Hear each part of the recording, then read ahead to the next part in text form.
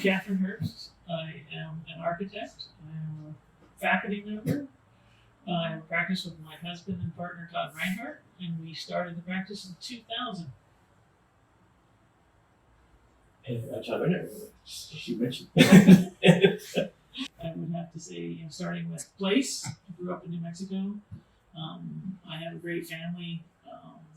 I went to University of Montana. It's a good, solid school of architecture. It was only a bachelor's of architecture at the time. That's where Todd and I met. Just sort of, I would say, being from Western United States, not from California, has a kind of ethos for me. I don't know. Yeah, for me it's place too, but it was leaving the place. I grew up in South Dakota, and I had just a strong urge once I got into the arts to leave South Dakota because there was kind of no shared interest in a way, not much in schools or anything. So I got to Montana, and so the school culture was awesome. I love school culture, and that hooked me into architecture. It's just about working. Todd and I really like to work. I'm at school 3 days a week, and the other 4 days I'm here. Yeah. We try to take time off every once in a while, but for the most part, we're in this space. Yeah. At least 8 hours a day. We did like working for firms, and you found we talked about this before, where sometimes you just found just amazing strength to just kind of battle for your boss and the kind of the ideals of the project. And sometimes it's a little bit different here. It's like, let's just let that one go. Or something like. I don't know. It's just like I like doing good work, and I expect that from other people. And I like people to be happy.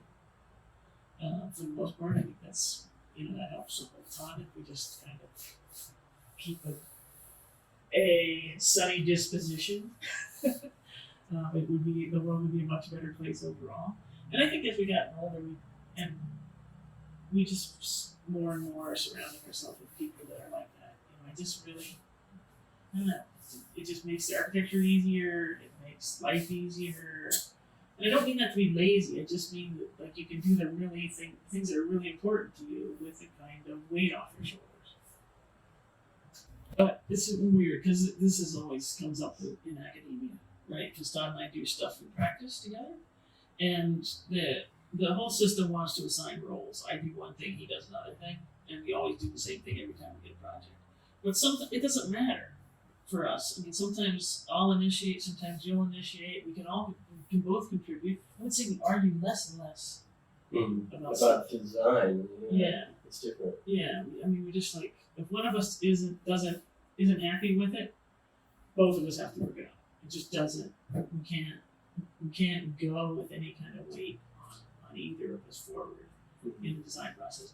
They're usually people who are on the small side of their disciplines too, and you can really communicate with them. So yeah, we had that structural engineer who was amazing in Berkeley, but I think it's just too big now. It got too expensive for us to work. Yeah, and it was fun. He did the dome for the library, downtown San Diego. But he's a really great thinker. We used him first. Yeah, we used them. Todd and I found him. You made him famous. No, he was working for Ann Fougeron and Stanley Sadowitz, and he's actually the guy that does the engineering for Terrell for his Skyrims because that edge is so thin. So he's just kind of he's a really good thinker. He's a fun guy, light on his feet. Just doesn't fall for any of the assumptions of his discipline at all. It just really can just really move. Yeah.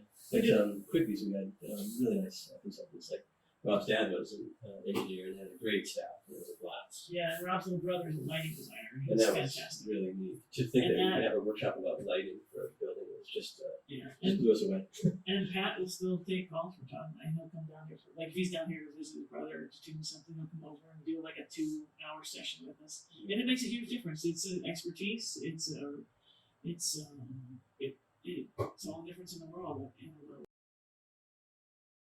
What architectural ideas and buildings have impacted your practice?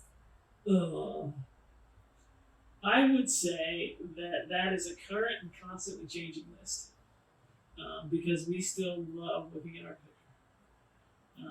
So the recent ones that we've been enamored with are Dogma. And every once in a while we play Favorite Dead, Favorite Living. Yeah. But that's, I would say that answer changes probably every 2 years. What's your favorite living right now? Favorite living right now? I like Sovascano a lot. I like Smion Radic out of Peru. If I can remember this woman's name, From Belgium. from Belgium, I would say her name too, but I don't remember it right now. And then dead, I would have to say Retail. I think the thing about big firms is hard. It's a changing landscape for how people secure architecture. I think for me, I never know how to say this. This is why it's always good to talk around Todd because he can sort of say what I'm trying to say. It's something about the people we serve. I think we've become tools for the extraordinarily wealthy, and we've become tools for privatization. And I think that's a bummer. I really, I like people who like architecture, not people who can buy architecture. And I think that, unfortunately, those are two different things. A couple of years ago, we got a guy named Lance Wyman to lecture at Woodbury. Lance is the guy who did the Olympics logos for Mexico City. It's, the beautiful font and text for the. If you go back and look at the graphics for Mexico City, it's really Mexico City's introduction to the world stage. Lance he lives in New York City. He lives in he bought his duplex with Christopher Walken. So his neighbor's Christopher Walken, but he's in his 80s or something. He came to lecture and he was great. He was fantastic. And I usually write down something that somebody says the whole time. And somebody asked him this, what would your advice be? And he goes, show up and don't have an attitude. And I thought, that is good advice. I actually wrote it down on this pen in my office because I think it makes a huge difference. This is the office we're in right now, so that's the back where our kitchen is, our bathroom. We're going to build a unit here, we're going to build a unit here, we're going to build a unit here and a unit there, and then there's a staircase that goes up to these two units, another staircase that goes up to these two units. And the base is going to be block, and the top's going to be metal siding.